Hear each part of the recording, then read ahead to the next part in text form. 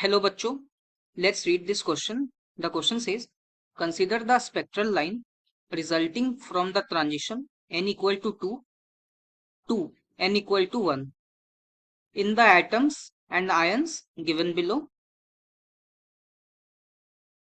The shortest wavelength is produced by option A, hydrogen atom, B, deuterium atom, C, singly ionized helium, and D, doubly ionized lithium. सो इस concept में हमारा जो की concept है, इस question का की कंसेप्ट हो जाएगा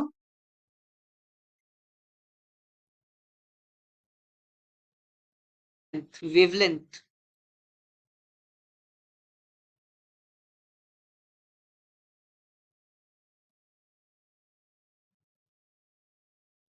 सो शॉर्टेस्ट वेवलेंथ किससे प्रोड्यूस होगा ये पूछा है। तो सबसे पहले वेवलेंथ का फॉर्मूला जान लेते हैं। सो वेवलेंथ यानी लैम्डा।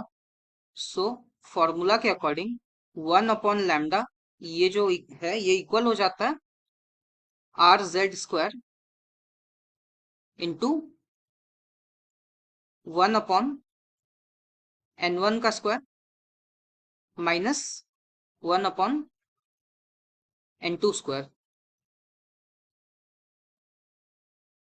सो आर ये रिडबर्ग कांस्टेंट हो जाएगा, z हमारा एटॉमिक नंबर है, एंड n1 एंड n2 ये बेसिकली ट्रांजिशन है, ट्रांजिशन लेवल है।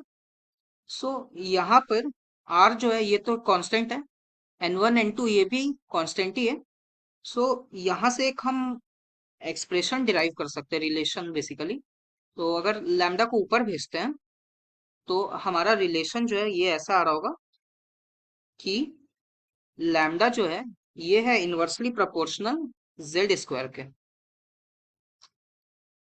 इसका मतलब ये है कि अगर z बढ़ रहा है तो लैम्डा घटेगा। सो यहाँ से देख लेते हैं Z² की वैल्यू। शॉर्टेस्ट वेवलेंथ हमें तब मिलेगा जब हमें सबसे बड़ा एटॉमिक नंबर मिले। सो हाइड्रोजन के केस में Z का वैल्यू है जो ये 1 हो जाएगा। ड्यूटेरियम के केस में ये 2 हो जाएगा। हीलियम इसके केस में भी 2 हो जाएगा। एंड लिथियम के केस में ये डबली आयोनाइज लिथियम जो है इसके केस में ये 3 हो जाएगा।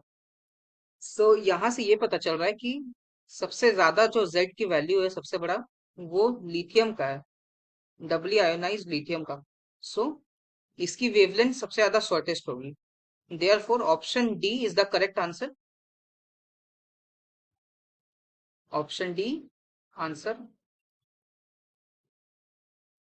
I hope you understood it well. Best of luck.